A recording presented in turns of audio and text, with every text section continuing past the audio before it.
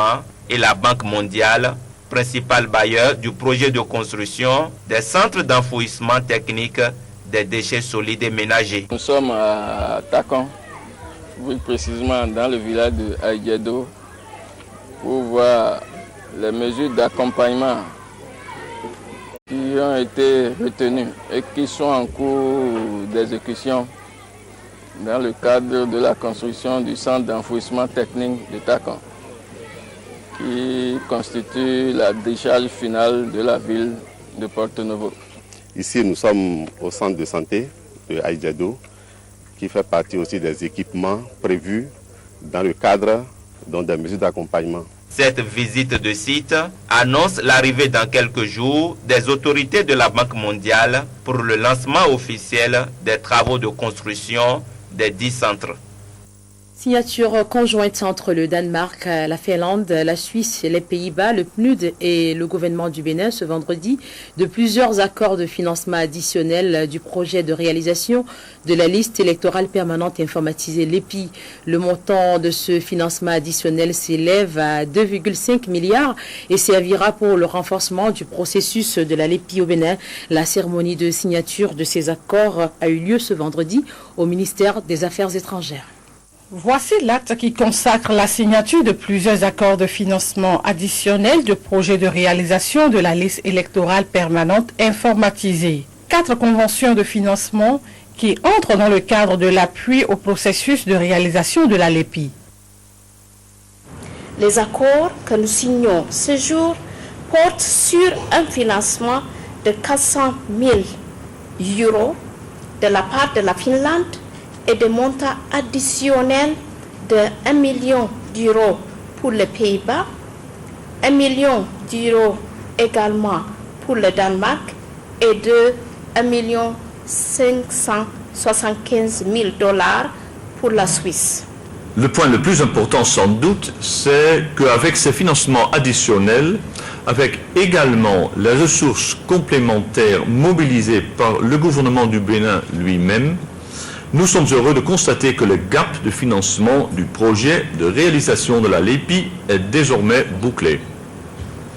Bien entendu, le processus de réalisation de la LEPI a connu et connaît des difficultés inhérentes à ce type d'initiative, à son caractère innovant, à ses dimensions technologiques et techniques complexes et même quelquefois à la qualité des ressources humaines. Jean-Marie Eozo, ministre des Affaires étrangères, est reconnaissant vis-à-vis de ce geste de l'Europe et promet un bon usage des fonds pour un heureux aboutissement du processus. La coordonnatrice du système des Nations Unies au Bénin a pour sa part rassuré les partenaires que tout sera mis en œuvre pour la poursuite de l'opération. Je voudrais vous rassurer que toutes les diligences seront mises en œuvre et les compétences mobilisées pour donner pleine satisfaction à la réalisation de ce projet. Ce financement additionnel vient à la suite de celui de l'Union européenne signé il y a quelques semaines. Voilà, au-delà donc de la signature des accords, voyons à présent ce qui se passe sur le terrain dans le processus de la réalisation de la LEPI. 4 jours déjà que la 3e phase de la réalisation de la LEPI a été lancée dans la 5e ère opérationnelle, c'est-à-dire dans le Borgo à Libori. Sur le terrain, aucun citoyen de la ville de Parakou n'a pu se faire enrôler faute de matériel qui jusque-là n'est pas convoyé. Les agents des centres de collecte et d'identification se contentent pour l'heure de quelques heures de séance, de mise au point et de prise de contact. Voici le constat fait par Franck Aounou.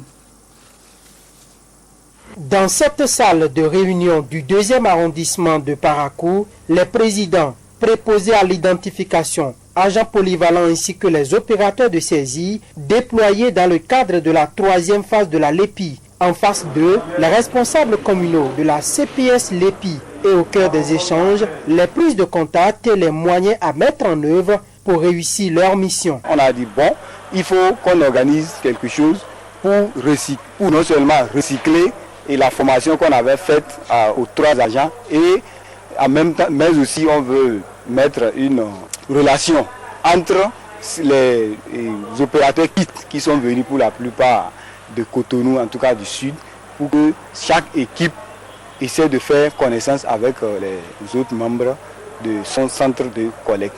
Cependant, sur le terrain, rien n'a démarré près de 96 heures après le lancement officiel, toute chose que reconnaît le président de la commission communale de recensement électoral qui rassure tout de même. Ce n'est pas le jour où on a lancé officiellement l'opération que ça commence, mais le convoiement du matériel a commencé et il n'est pas encore question de parler de rallonge ou pas. Il faut d'abord commencer et sur le terrain, c'est le terrain qui va commander, je crois.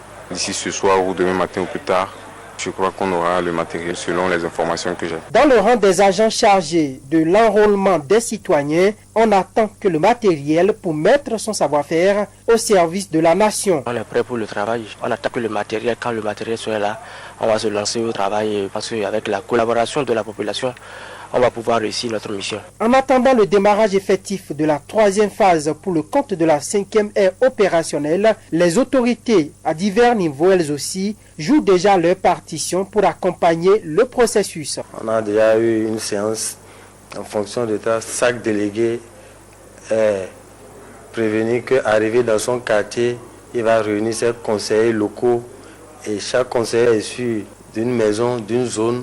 Tout ça là serait fait avec ces conseillers-là pour gongonner avec la participation aussi des crières publics. Au niveau des mosquées, des églises aussi, on a pris des précautions pour pouvoir ventiler le message, pour permettre aux gens d'être informés. Les lieux de recensement sont affichés à l'arrondissement et au niveau de chaque quartier aussi, c'est affiché. C'est surtout des lieux publics, par exemple des écoles et des lieux publics. Donc ce n'est pas caché, ça serait accessible à tout le monde. Au total, 558 agents 3P seront répartis dans 186 centres de collecte au niveau de la commune de Parakou, des agents qui pour la plupart seraient venus de la partie méridionale du pays.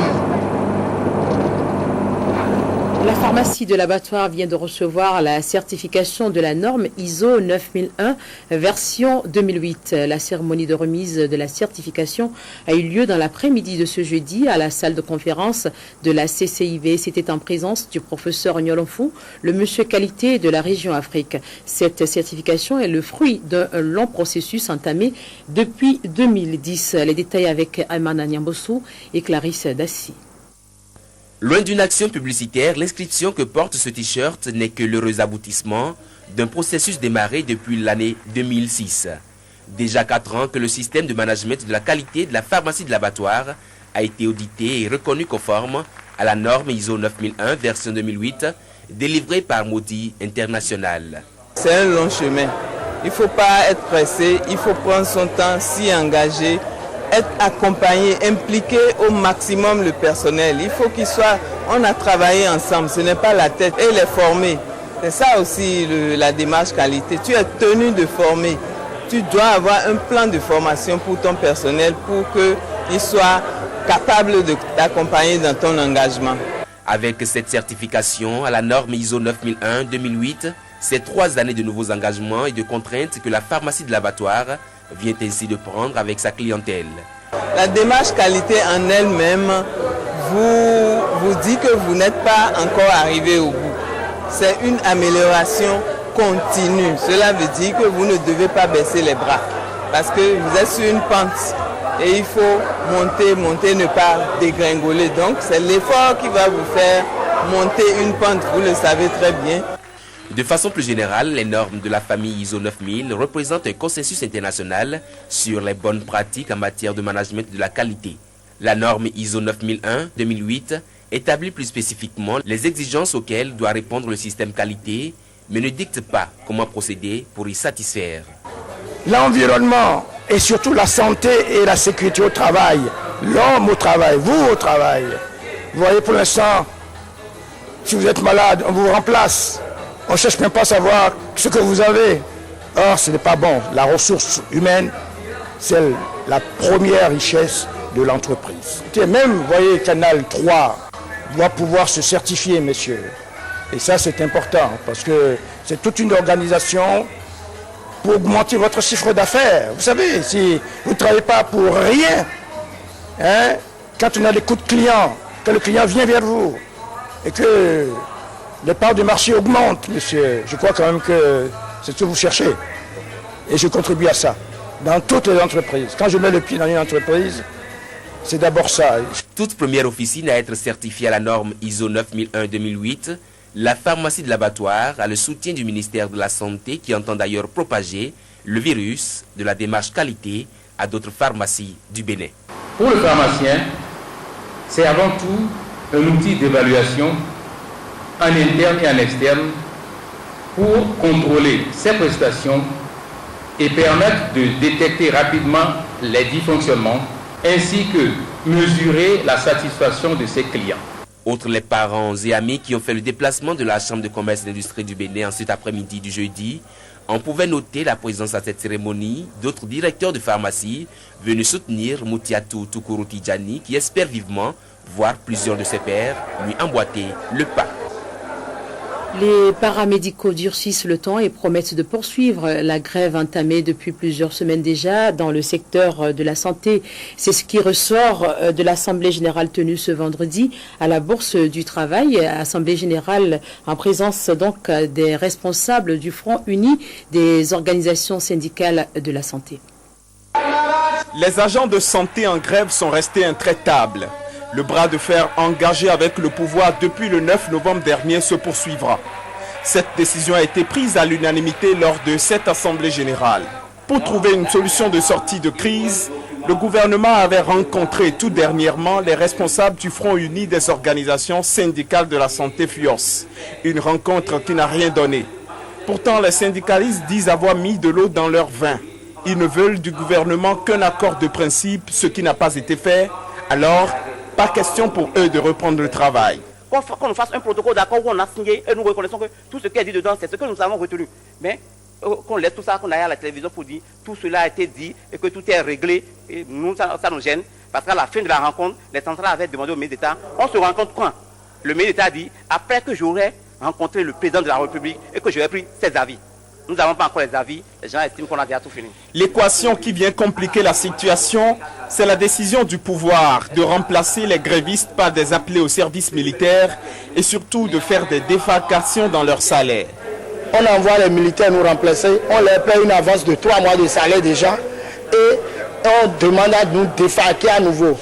Cela veut dire simplement pour nous qui n'avons pas fait les grandes écoles que la grève doit durer encore 3 mois.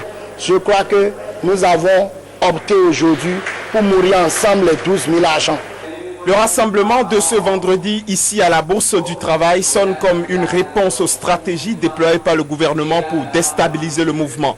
Le mouvement doit se poursuivre parce qu'on n'a rien reçu de concret. Le langage de la force se poursuit donc entre les deux parties, mais dans ce jeu, jusqu'à quand les pauvres populations continueront-elles à compter leurs morts? À Esperanza, c'est cette nouvelle école spécialisée en entrepreneuriat qui a été inaugurée ce jeudi matin. C'est un cadre pour la formation et l'enseignement en entrepreneuriat. Elle est située en zone résidentielle au camp Guézo. Esperanza est donc le premier établissement du genre dans la sous-région. Une nouvelle école de formation qui ouvre ses portes à Cotonou.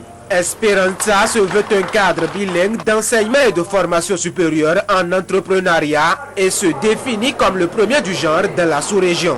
Sa cible première reste la jeunesse, mais elle propose aux différents acteurs à divers niveaux de l'entreprise des services appropriés. Nous avons également